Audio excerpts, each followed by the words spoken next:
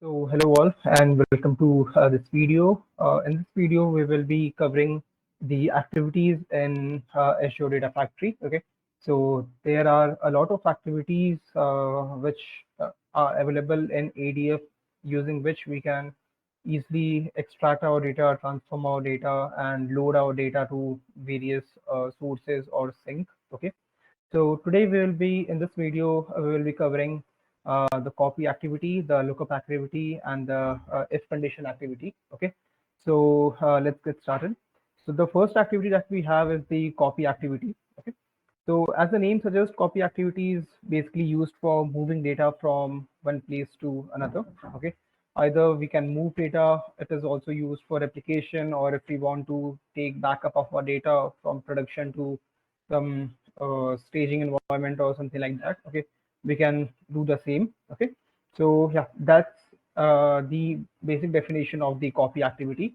So let's move to our Azure Data Factory and let's see how our uh, copy activity basically works. Okay, so for that, the Azure Data Factory is already started over here. So the video of setting up the Azure Data Factory is already uploaded. The complete playlist will be added in the description link below. Okay, so you can go and check it over there.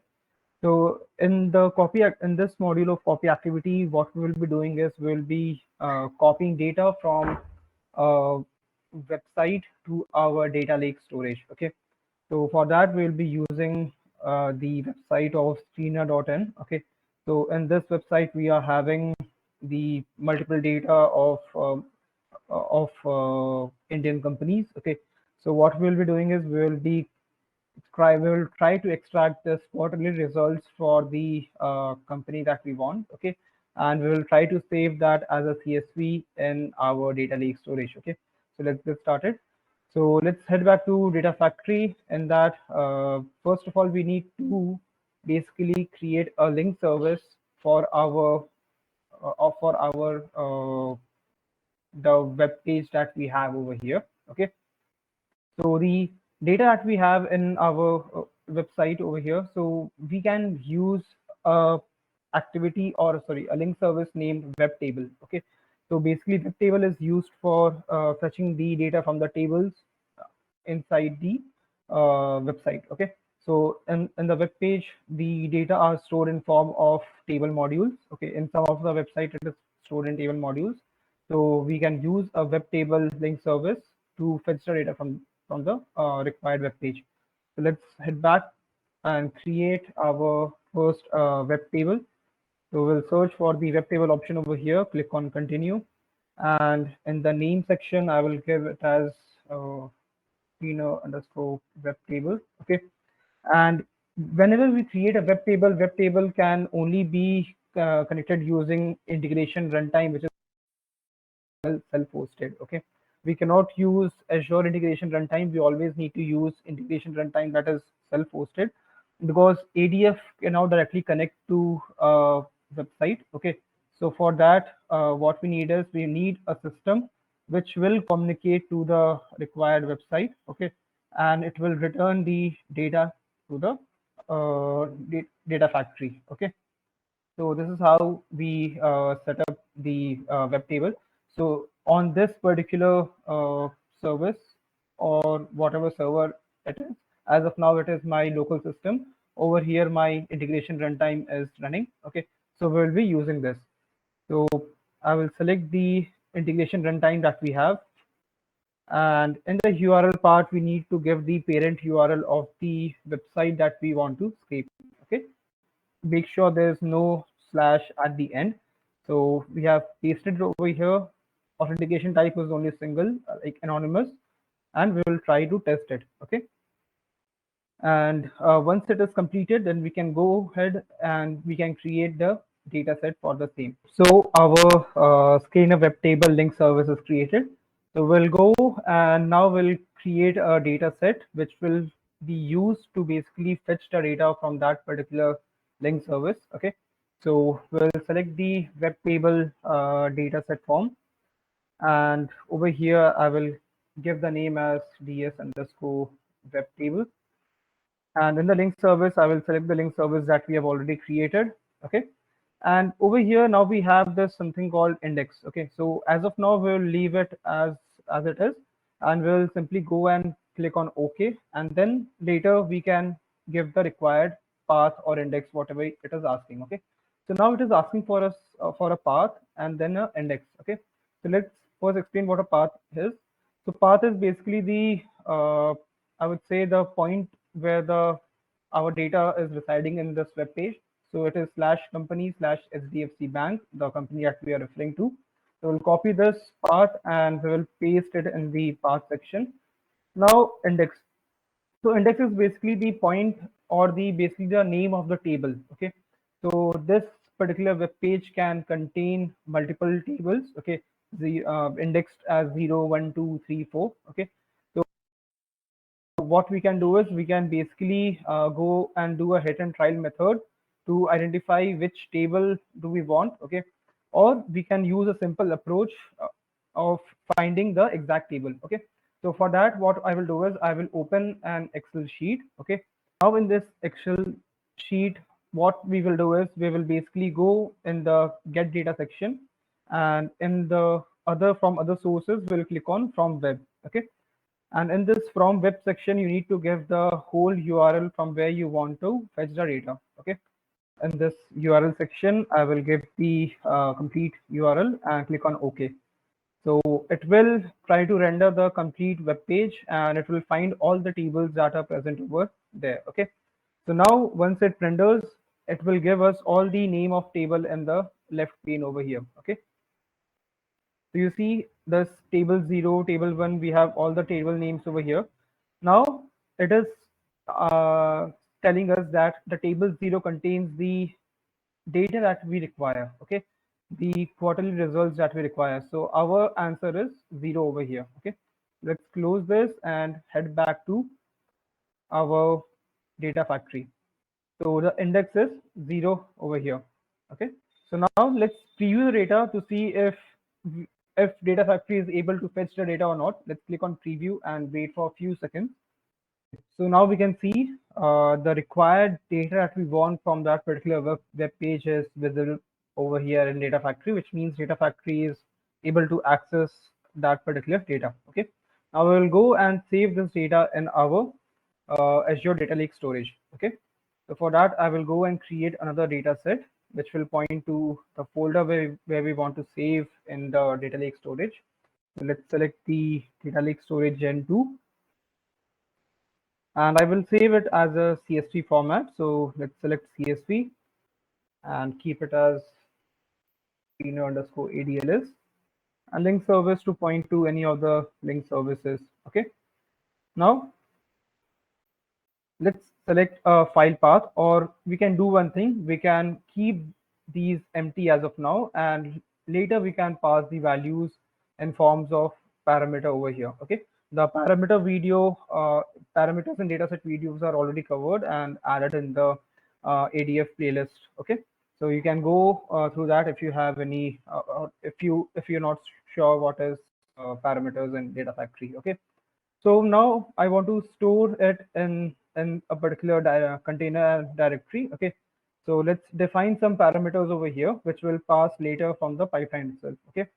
So give it as a name as ls underscore file system underscore name. Another will be ls underscore file underscore name. Okay. So these two are the parameters, and I will add it in the file path.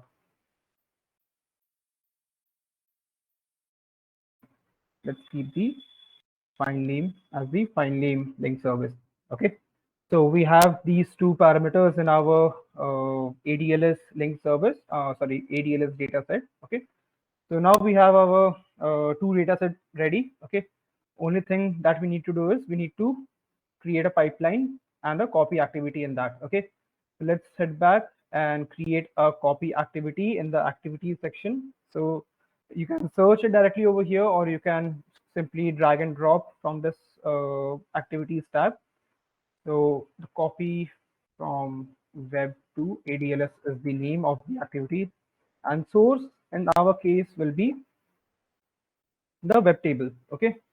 Now, what we need is we can create this particular data set in a way that it does not point only to a single value over here. Okay, we can even change it to a parameter. Okay, so for that, what we'll do is we will add a parameter in the web table data set as well. Okay, so let's go in the parameter section and add as bs underscore uh, company underscore name. Okay, and in the connection tab, I will go and add the parameter value over there. Okay. Now we can pass this value from the pipeline itself. So if you see now, if we head to the pipeline, I will change the pipeline name as well. So it is copy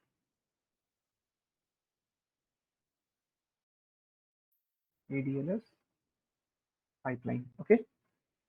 So in the copy, source option is our source data set, which is the web table. It is asking for a company name. Okay. So we'll pass it later. And in the sync option, I will select the ADLS. Okay. Over here, it is asking me for the file system name and the file name that I want to save. So let's keep it as the stock data, which is a direct container that is already created in my data lake storage. So in our ADLS containers, the stock data container is already created. Okay. So let's get back to data factory. So in our source section, I have to pass this company name. Okay. And in the sync, also I have to pass some company name using which I want to save it. So I will pass as something like company slash, or I can directly copy the path from here, place the whole path over here, and in the sync, I want to save it as hdfcbank.csv. Okay, so I have configured the source option. I've configured the sync option. Okay. Only thing that I need to do is I need to debug it to see whether everything is running fine or not. Okay. So let's go to the debug and let's see if it is able to copy the required data or not. Now we can see the data has been copied and the activity status has succeeded. So let's go to our ADLS and see if the data is present over there or not. So in the stock data container, I can see this hdfcbank.csv is present. Okay, so let's see what kind of data is present over here. I will click on view edit, and over here we can see all the columns and the required values are present. Okay, now we can use it as we want. We can transform it. We can directly load it in our SQL database or whatever business logic we want to use. We can use it and using the CSV. Okay, on the CSV. So this was the example of copy activity. Now we can also do one thing. We can basically copy this data for or use this pipeline for copying data of multiple companies. Okay. So now we can do, we are seeing this, we are passing this SDFC bank as a static value. Okay. Now what if we don't pass it as a static value and we create or pass this value using a pipeline parameter? Okay. So this whole, I would say the whole canvas over here is pipeline. Okay, so whatever parameter if we have over here. Okay, so if we have a pipeline parameter, okay, so we can pass this value or parameter directly to the activities that are used in this pipeline. Okay, so I will go and create a pipeline parameter. Okay, which will be company name. So let's create a pipeline parameter. Let's go name. Okay. Now I can use it in the activities residing inside this pipeline. Okay. So in the copy data, in the first of all in the source section, I need to pass the parameter name instead of this HDFC bank. Okay. So for that, what I will do is I will again head back to the add dynamic content. Okay. And over here, I cannot simply write something like slash company slash the parameter name. Okay, we can't write like this. We need to basically create a string that we want. So we will be using the inbuilt concat function. Okay. So in this function area that we see over here, we have multiple inbuilt functions available. Okay, so we can directly search whatever we want. So I will search for concat. So in the concat part, the first value should be the static, which is slash company and slash. Okay, now I want the parameter. Okay, the parameter that I have in the pipeline. Okay, so slash company slash the company name, which will be HDFC Bank or other name in our case, and then the last slash. Okay, because this is the string format that we want. Okay, which is slash the company slash company name. Okay, then again slash, and we will be passing this in the path. Okay, so I've added this in the dynamic content, and let's click on OK. So now our source is configured. Now again, going back to sync, over here, I don't want this hdfcbank.csv. I want the parameter name.csv. So it will be again concat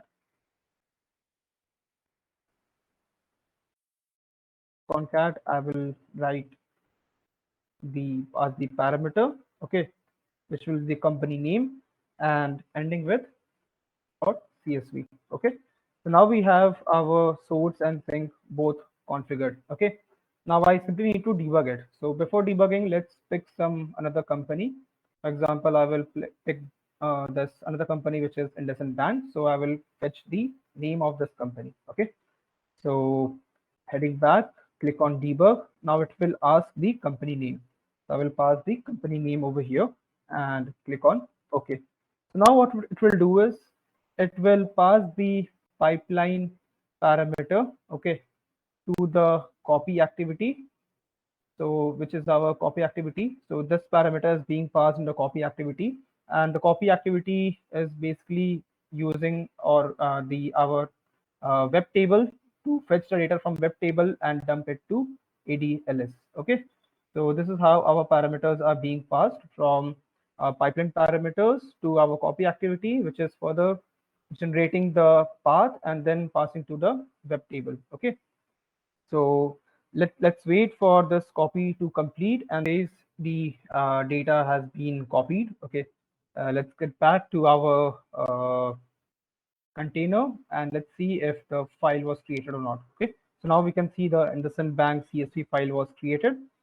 Let's go click on view edit, and yeah, we have all the required data over here. Okay, so that's how we can leverage the power of parameterization in Data Factory. Okay, so now I have shown you how we can use the copy activity. Let's head back to the next activity that we have, that is lookup activity. Okay, so in the lookup activity is basically used to, as the name suggests, it is used to verify or check the data in the source that we are selecting. Okay, so it can be used for filtering of data. It can be used for gathering filter data from multiple points and then aggregating it and then saving it. Okay, it can be used for validation purpose. So how we will demonstrate it today is basically using the technique of validation. Okay, so I will be using lookup for validation. Okay, so our requirement is for each company. Okay, for example, if we are triggering HDFC Bank. Okay, so I need to check whether the last refresh date of HDFC Bank is less than today's date or not. Okay, if the last refresh date is today, or it is greater than today's date, okay, in some case, in that scenario, what it will do is it will not run the pipeline. Okay, so I need to verify that. So how I will do is I will create a table in my SQL in my SQL. Okay, and I will store the last refresh date of the companies that I am refreshing. Okay, so for example, I have created a stable refresh date. Okay, and I will enter a value which will contain 2023-0806. Okay, so I've entered this value. Now I want to fetch this particular refresh rate uh, in my ADF to verify, or basically to put a check before copying the data. So I will search for this lookup activity. Okay, Now this lookup activity needs to query my Azure SQL database. Okay, so I will go and create a Azure SQL database data set over here. So let's select Azure SQL database, new. So I will select the table name, that is refresh date, or we can simply leave it blank by selecting the edit section over here. Okay, and click on OK. And now we want to use or run a query, okay, where we will pass the company name and fetch the last refresh date.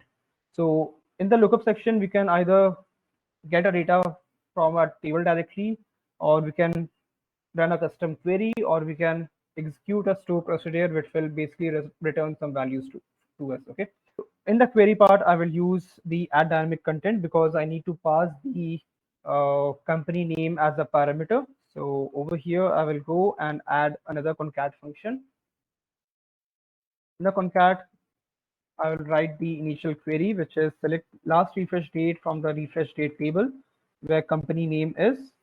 And over here in the quotes, I need to pass the, I would say, the parameter. Okay. So putting a comma, the parameter section, I will go and select the company name. Okay. So this is the query that I've written. So select last refresh date from the refresh date table where company name is our parameter. Okay. So let's head back and click on OK. So now I've written the query. So let's see if it is returning the correct output or not. Okay. So I just want to run this lookup section. So there's an option of red dot at the top. Okay. What happens is if I click on this red dot, the ADF will execute only the selected activity. Okay. And the rest of the activity which is connected to our lookup, that will be disabled. Okay. So it is a very useful thing when we are debugging something. So let's click on debug and pass the company name as HDFC Bank and click on OK. So let's wait. Let's see what's the output. So now if we see the output, it is returning something like this, the first row and then the last refresh date and the value. Okay, so this is the format how the lookup activity returns the data. So if we are selecting only one row, so it will give the parent key as first row and then the column name and then the value. Okay, now this is how lookup activity works. We can pass the query, the table name, or the store procedure itself. Okay, so let's see how we can use this value returned from lookup activity to provide a condition or validation before moving to a copy activity. For that, we will be using our if condition now. Okay, so in the search section, let's search for the if. Okay, we will drag this if condition over here. Let's break the link between lookup and the copy activity and create a link between lookup and if condition. Okay, which means after the lookup activity, our if conditions should run. Now, if we have seen the output from the lookup activity, now heading back to our if condition. Okay, if we click on the if condition in the activity section, it will ask us the expression. Okay, which means we need to provide some if else condition over here. So what we want over here is the current date should be, I would say, greater than or equal to, in our case, the last refresh date. Okay, so last refresh date we are fetching from the lookup activity. Okay, so this is how we want to design this expression. So if I click on the expression tab, I need to provide the dynamic content because we are fetching some content from the previous activity. Okay, so as soon as we click on this dynamic content over here, if you see, we are having multiple outputs. Okay, so ADF already suggests us the output that we are receiving from our previous activities. So it says the lookup one, which is our activity name. Okay, so if you see, this lookup one is our activity name, and the lookup one, lookup one, lookup one. Okay, so it will suggest us the name of the activity and the output it can provide. Okay, if we have multiple lookup activities, it will provide us multiple options over here. So what we want is, as we have seen, the output from the lookup activity is the first row dot last refresh date. Okay, so I will click on the first row section. So activity lookup dot output dot first row dot last underscore refresh underscore date. Okay. Uh, Small. This is our output. Okay. Now this is only one value. I need to compare it to our compare it with our current date. Okay. So I'll keep it copy, and I will write a function of comparing. Okay. So for comparison, we have a multiple option in this logical functions. Okay. So I will use something which is called greater or equals. Greater or equals, in the first value I will pass today's date. Okay, so for today's date we can use an inbuilt function of UTC now in the rate function, and comma, I need to compare it with the value that I have just written and shown you. Okay, so over here UTC now, which is the current date, will be compared with the date that is being passed from the lookup activity 1. Okay, click on OK. Now our condition is created over here. Okay.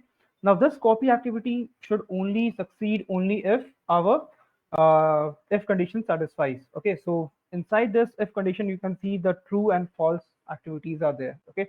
So I simply need to cut and paste this copy activity inside the if condition. So I will click on Control X to delete it over here. Go inside the if condition and paste it over here. Okay, that's so simple. So our if condition is created over here. Okay, so now lookup will fetch data from database. If condition will compare it. If the condition is satisfied, then only it will execute it. Okay, so let's execute and see if it works fine or not. Debug our pipeline. Let's pass the HDFC Bank as company name and click on OK. So now what it will do is it will, first of all, the lookup activity will hit our SQL database. Okay, it will fetch the last refresh date. Okay, so last refresh date is fetched and that will be compared with the current date. Okay, so if the current date is greater than the last refresh date, then the copy activity will trigger. Okay, so now if you see the activity pane, our lookup activity ran, and then the if condition was satisfied, so the copy activity is running. Okay, so when the copy activity runs successfully, our data will be copied in the data lake storage. Okay, now we can see the copy data was completed and it saved our data in the data lake storage. So 14 rows were saved. Okay, so that's how the if condition works. Now let's imagine if the condition doesn't satisfy. Okay, so in that case, what we'll do is, first of all, we'll go and update our data just to make the condition fail. So I'm updating the last refresh date as 6th of August, which is obviously greater than the current date. So our condition will fail in that case. Okay, so we can use or a lookup activity also for multiple things. Like as I've shown you, we can fetch the data from database. I can also use it in one of the scenario where we can write a script to fail the complete pipeline using a lookup activity. Okay, so for example, I want to fail this pipeline if it goes in the false condition. Okay, so I will go on the in the false section and I will write a lookup activity over here, and this will raise an error if something fails. Okay, so the lookup name will be raise error, and the settings, I will go and write a query which will obviously run on a SQL database. So source is the SQL table, and the query I will write is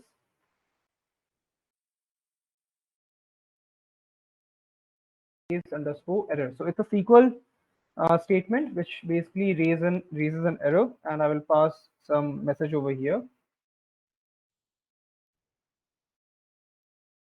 Now our false condition is also satisfied.